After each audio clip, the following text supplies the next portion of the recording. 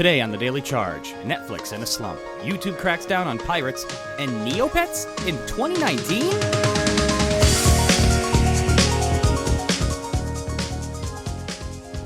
Good morning, and welcome to CNET's Daily Charge. It's Thursday, July 18th. I'm Joni Salzman. I'm Roger J. I'm Dara Singh. Let's take a look at today's headlines. 20 years after Neopets launched to become an internet fab of the 2000s, a die-hard core fan base endures, inviting others to their weddings, celebrating birthdays, and sharing life milestones through scattered social media groups. Yeah, so at one point we had this virtual pet community online. It's basically like imagine your dog or cat, but it's 2D, you can't really pet it, but you're tasked with the responsibility of taking care of it. So you have to feed it, and then you have to earn games to, you play games to earn Neopoints, so you can buy items to feed your pet. But through this universe, you can also do a million of other things. But it's gone beyond just like feeding a pet, right? People have formed relationships over these things. Yes, so I went on this group called Neopets Nation. It boasts about 5,000 members, and there was this mom who grew up playing Neopets. She's 29 right now. When Neopets started in 1999, she was playing it. And then she passed it off to her 6-year-old daughter. 6-year-old daughter had a birthday. No one showed up to the birthday. It's like the nightmare scenario for any parent. No one showed up to the birthday, but through this group, people heard about her birthday and gave her all these virtual items, 20 virtual items. And if you play the game, you know they're very rare items. So these weren't just empty gestures. No. There was some value behind those gifts, right? Yeah, these are games. The value of the items, you'd have to play games for a really long time and be really good at them. So it's a nice heartwarming story. It's a warm and fuzzy corner of the internet. Yeah. And lastly, today's main story, Netflix's snoozy schedule of new releases last quarter and ongoing resistance to a 20% price hike earlier this year pummeled its subscriber growth. So they had a difficult time with subscriber growth in the first quarter. Now in the second quarter, the same problem is persisting. Partly that's because Stranger Things, its massive hit, didn't hit until right after the quarter closed. Now, you think it's going to make a difference, though, or is there still going to be some resistance to this price hike? Because that seems to be what it's been for the last 2 quarters, right? Right, and I think that any screaming and yelling about this being the end of Netflix is overblown. I think that the price hikes, people will generally get used to them, and it's true that this quarter didn't have a lot of the kind of big, huge releases that would really bring people in, but that said, I don't think that Netflix is going to be hiking their prices 20% again anytime soon. This price hike, I think they're going to have to make last for a while. I imagine that they'd have to second guess that decision, especially given all these other streaming services jumping into the market, right? Well, I don't think they really are. I think that their perspective is that at the price they are now, they're still a lot cheaper than cable, and they're really depending on people flowing out of cable, which is way more expensive, more so than the competition of these newer services that, although some of them have, for example, NBCU is going to have The Office. The service that's being launched by Time Warner, HBO Max is going to have Friends. Those are getting pulled off of Netflix. All the Disney stuff is getting pulled off Netflix too. But at the same time, Netflix doesn't want to be the place that you go to find everything at any time. They want to be the place where you expect them to create your next favorite show or movie. And that's what they're leaning into, and I don't think they're really that upset about these misses. At least they're not messaging that at all to the street or to us. Right. Well, I also want to bring up Adam Sandler continues to be a phenomenon on Netflix. Yeah. I don't understand it. People love Adam Sandler. Well, you watched the last one, right? Yeah, the murder mystery. Murder mystery. It was almost like childhood playing Clue again. And he had a very eccentric character, but I don't know. I just, I'm not the hugest fan of Adam Sandler, but something about that movie made me want to see more. So you wouldn't believe it, but yeah. Maybe you would believe it. Adam Sandler movies, it got almost as much viewership as Bird Box, which was like a huge, massive, everybody's eyes were popping out of their sockets hit. So there you go. I'm also glad to see it Always Be My Maybe. Which is a really good movie. Which actually was a really good film. It had 32 million people watch it in the first month. Also big hits that they dropped. Perfect Date, a teen rom-com. Our Planet did really well. That was their BBC Style Nature documentary. And they bragged about Dead to Me, which I've never seen. It's a dramedy series. They have none of them though. Too many to keep track of. None of them as big as Stranger Things. Right. The Daily Charge. I'm Joni Salzman. Thanks for listening. Thanks for watching. We'll see you next week. Thanks everyone for joining us. We hope you are enjoying the new format and the new supercharged after show. If you haven't already, you can follow us on Twitter to keep up with everything that we're doing, and by subscribing here on YouTube, Spotify, or any other preferred platform. Would greatly be appreciated, as it really helps us grow the channel. And now it's time for us to take a look at today's chat room and see what you guys are interested in learning more about. First and foremost, though, did anyone here play Neopets? Well, clearly Dara has. I barely even know what Neopets are, so thank you for that description, because it's like a more advanced version of those Tamagotchi pets. Yeah, I had exposure to Tamagotchi. I remember being on a school bus. Other kids had That's Tamagotchi. our age range. Where like that was square in our childhood, but this is kind of the world of Tamagotchi on like steroids. Right. If you think. Right. Yeah, there's a million different possibilities you can do on the site, and there's no end goal or victory. Yeah. Well, and you can battle each other. That's interesting. You can also battle each other so in the there's battle like a dome. Pokemon-esque aspect to it. Yeah, so, if you're feeling competitive, if you're feeling just chill, you know, you it's just up to play you. your own games. You play your own games. Don't bother anyone. You didn't come across anybody that like met their husband or wife through Neopets, did you? There have been past stories on it, but I did hear about someone, Melissa Forbes, the founder of Neopets Nation. She gets invited to weddings from the friendships she's formed. Oh, yeah? That's And nice. she says some of her best friends are people she met on Neopets. So, yeah. Okay, BBG, what do our lovely audience members want to ask about today? All right, taking a look at the chat. So what's the difference between a Neopet or a Tamagotchi or a Gigapet? Oh, good questions. So with a Tamagotchi, so you guys can probably attest to this because I didn't really play Tamagotchi that much. But do you have to feed your Neopets and everything? I mean, do you have to feed your Tamagotchi? Yeah, you do. You do. But I don't think they were connected to anything. No, I think they were just like little dongles almost, Yeah, right? yeah. So Neopets was much more of a virtual world, to say. Right. So imagine there was like its own planet, Neopia. So you can travel different lands. You can do a lot more as being a user on Neopets. Like whether it's setting up a shop, being competitive on games, again, battling the battle dome, Right. or doing a quest to find these rare items scattered on the site. There's a million different routes a user can, you know. And what are the items? Are they just sort of like decorations on the Neopet, or like what So- do they do? Back in the day, back like mid 2000s, The old days. the old days. Hey, so they didn't have wearables. Now you can dress your Neopets. Back then, there were like random items, anything from like a pile of dung, believe it or not, Oh, yeah, of to course. to even a T-shirt, to even omelets. And if you were ever involved in Neopets, you know you have to get your daily freebies. And these are like free food items and whatever. So they really like Yeah. championed the whole freemium movement before it became mainstream on mobile games. Yeah, Interesting. you're looking at For better or worse. Yeah, you're looking at over 3 million users in a day. Right. Well, Yeah, and now it's 100,000, but quality over quantity. Right. All right, next up, is this kind of like Sims? How is this even? We're just going down this like a '90s rabbit hole of like kind of like classic high school time killer games. So we've covered Tamagotchi and Gigapets and all that, but what about The Sims? Is this somehow like on board with The Sims? Well, so with Sims, from what I remember, is like, hey, you do have your own home, right? Mistaken or not. So in Neopets, you also have your home. Neo Home, you can decorate it for your pet. The richer you are in Neo points, the better your home's gonna look. Okay. So, And can you buy things to decorate your home? Yeah, you Okay. can. Of course you can. but it kind of gives way to this hierarchy that's not really spoken about because richer Neo pet users wanna form alliances with other richer. Yeah, and So you like gotta the one gosh. percenters of Neopet world. Yes. Oh, man. Wow. Even in the Neopet world, this idealistic universe. Not egalitarian at all. Yeah, there's still The rich keep getting richer. I know. Where's the Bernie Sanders of Neopets? That's what we need. What other questions we got, Brian? What would you call the equivalent of today's tech toys? What is the Neopets equivalent today? Ooh, good I question. heard- I mean, I've seen my little cousins play around with webkins. Yeah. I believe it or not. I've seen a Neopet Yeah. idea in VR once. Oh. It was very limited. I don't know if it ever actually came to market. It was like a preview thing that I saw at South by 2 years ago. But like it was this idea that you had like this little pet and you would feed it, you would throw it food and it would gobble it up. And when it had to poop, you would put it in a little machine and the poop would come out. And then the machine would change the poop into more food. Oh my god, that's really graphic.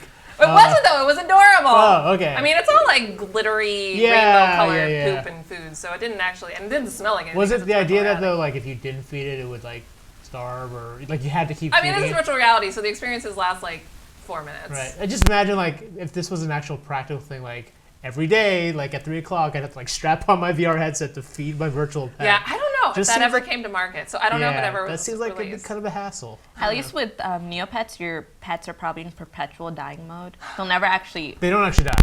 They don't actually die, but they're. Like yours is in perpetual dying. Yeah, mine's Yeah. perpetual. When was the Oh, last of time you actually like looked at your Neopet? The pet itself, a while. It's been a while. Like I would years? say 10 years. Oh, a whole More decade. than yeah. Wow. Poor guy. Yeah. You didn't check Poor it out. girl. You didn't check in on it while you were writing the story. So I went on the website. I didn't really focus on my pets. Yeah. Well, but yeah. Yeah. Went on the website to explore the world and Okay. yeah. Nostalgia. It's a powerful thing. Yeah.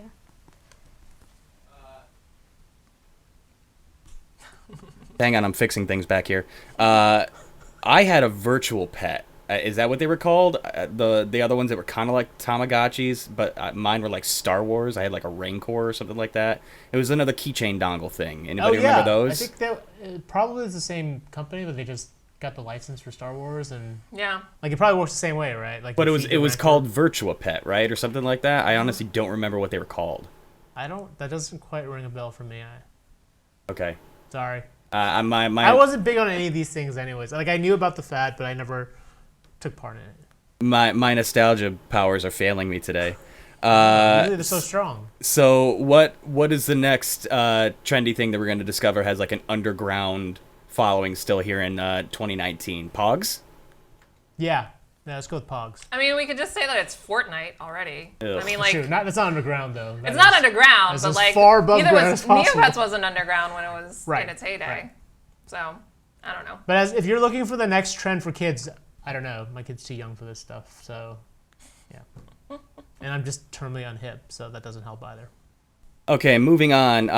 Due to the hair interference at the beginning of the show, a couple people missed some details. Yan is asking if we could clarify what is the link between YouTube's actions and the congressional hearing in regards to the piracy story.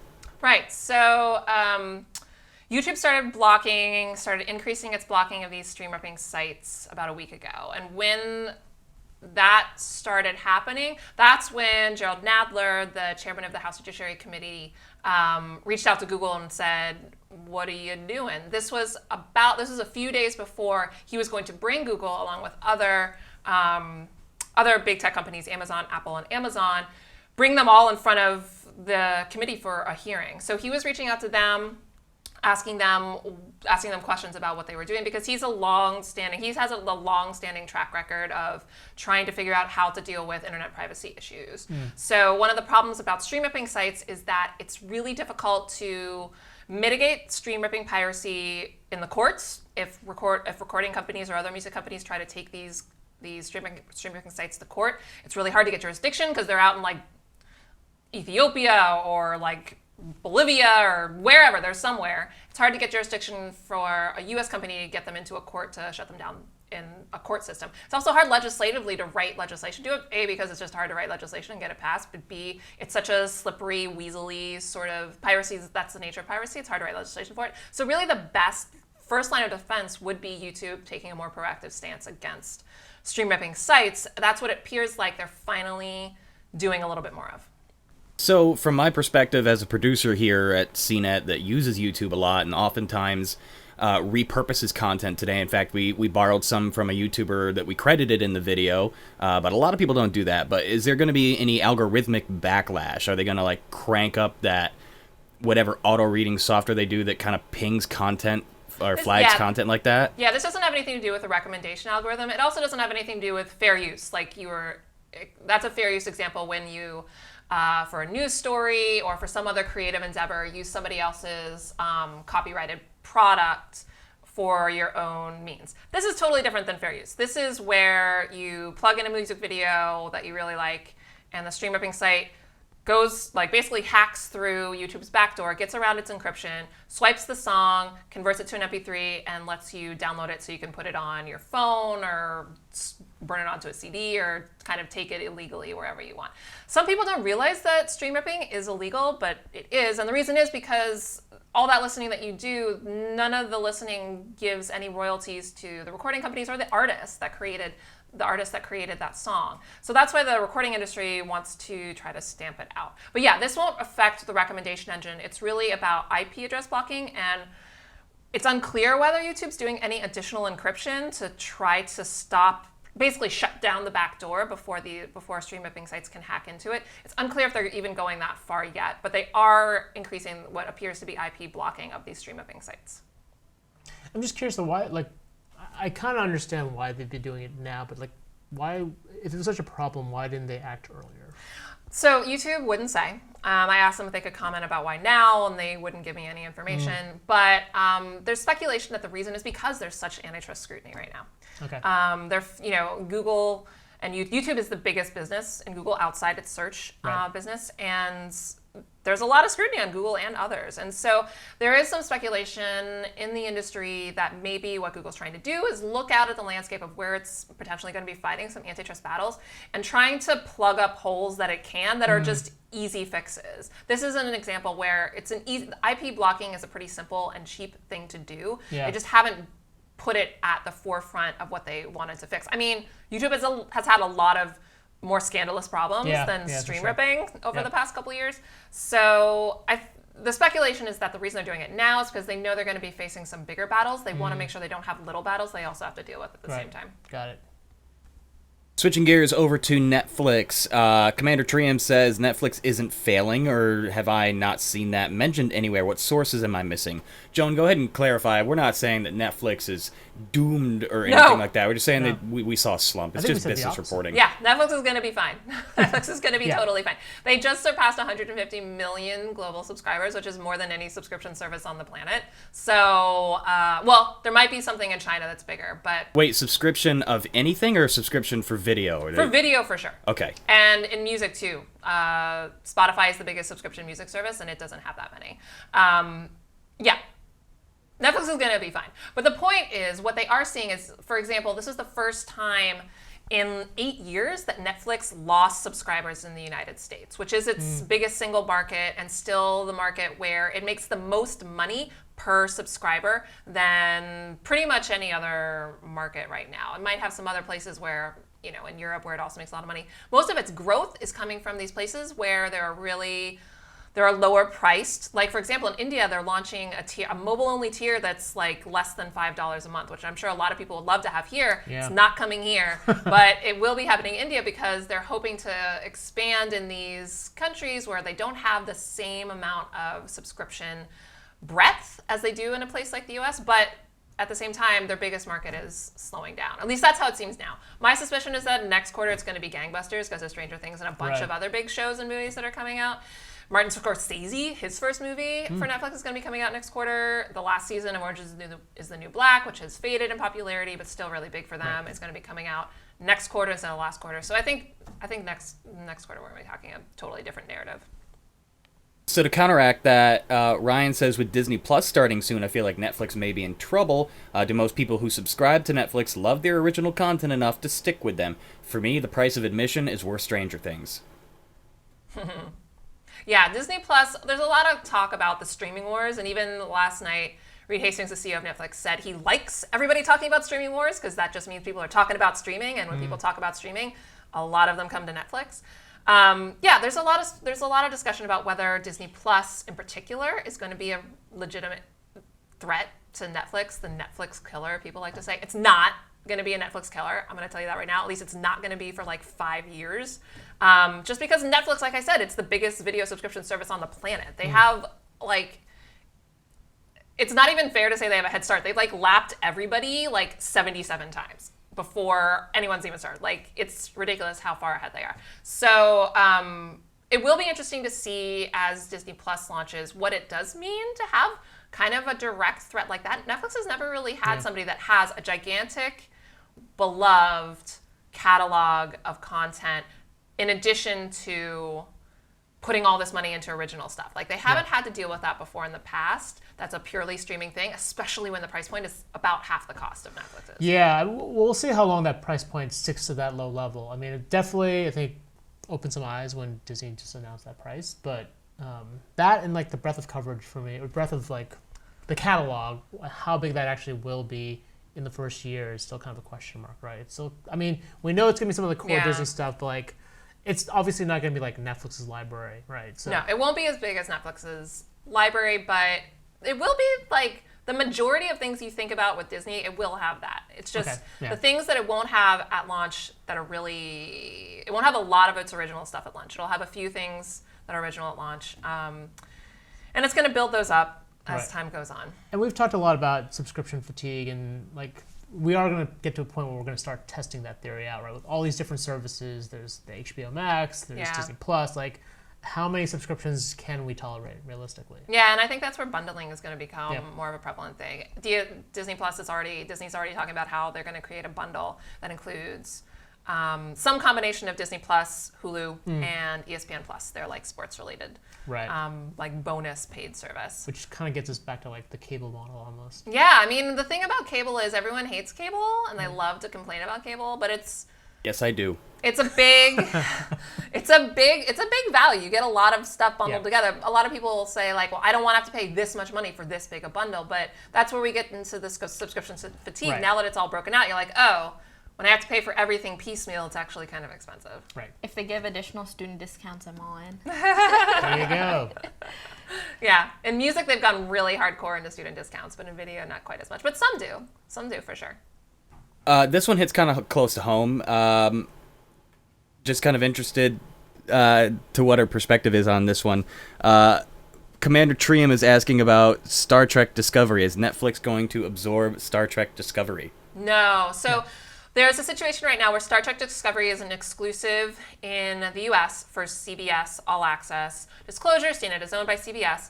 But Netflix is the distributor of, I believe, of Star Trek Discovery globally. So if you live anywhere except the US, you're watching Star Trek Discovery on Netflix. That's via a licensing deal. Sort of like with The Office and Friends, CBS decided to license the distribution globally for that programming via Netflix because CBS All Access doesn't exist outside the US. Right.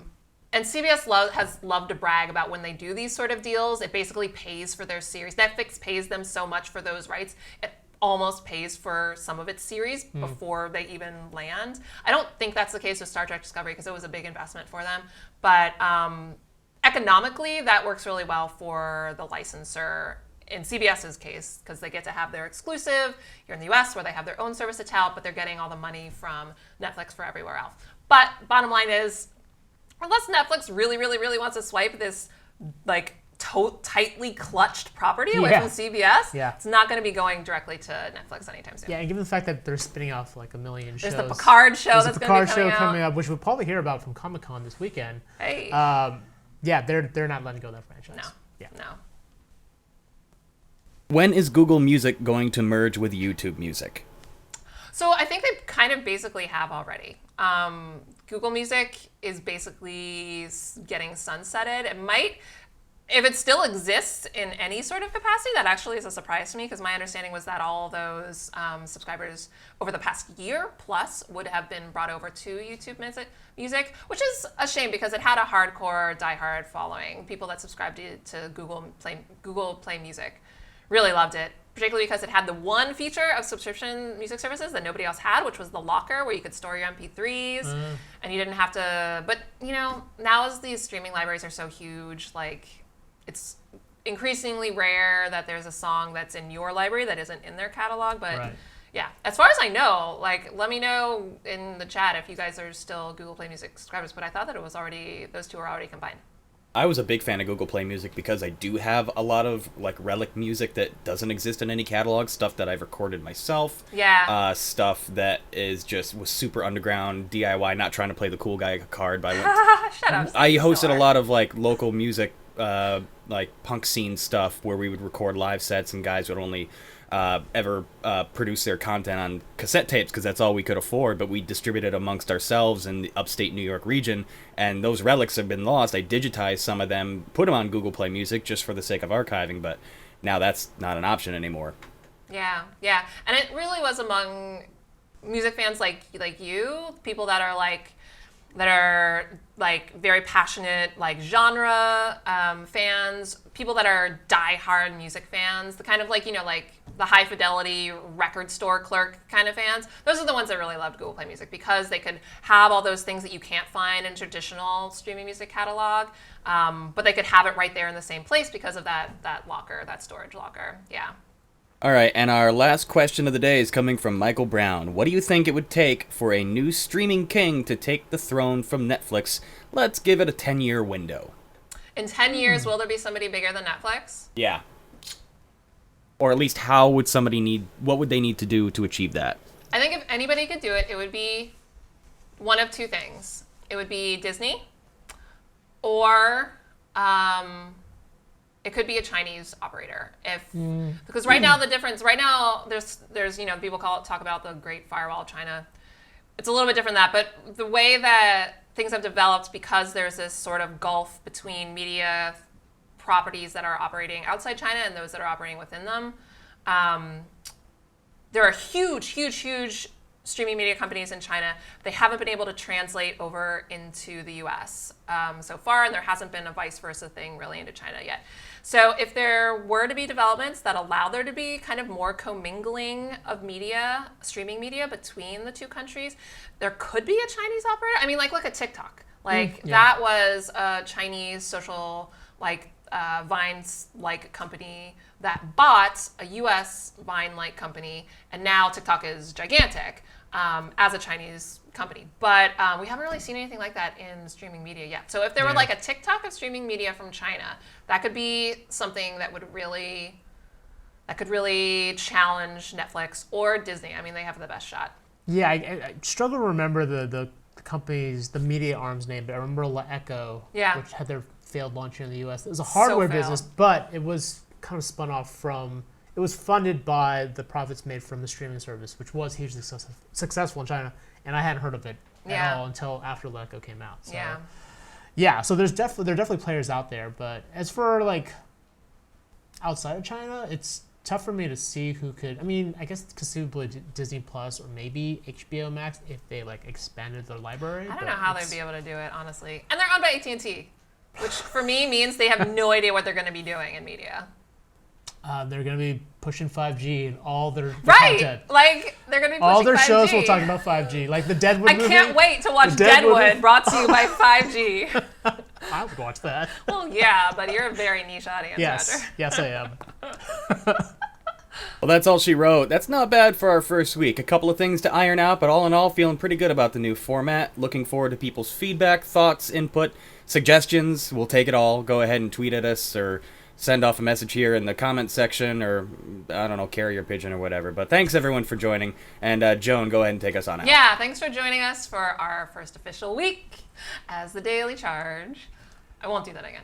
Hit like and subscribe so you can join us for the live stream weekday mornings here on YouTube, Periscope, and cnet.com/daily-charge. Check the description below for links to today's stories and to subscribe to the audio podcast. Have a great weekend, everybody. We'll see you on Monday for the Daily Charge. I'm Joni Salzman. Thanks for listening. You're also Roger Chang. Oh, yes. Darsing. That's Darsing. Yeah. Thanks for listening. Thanks for watching. We'll see you next week.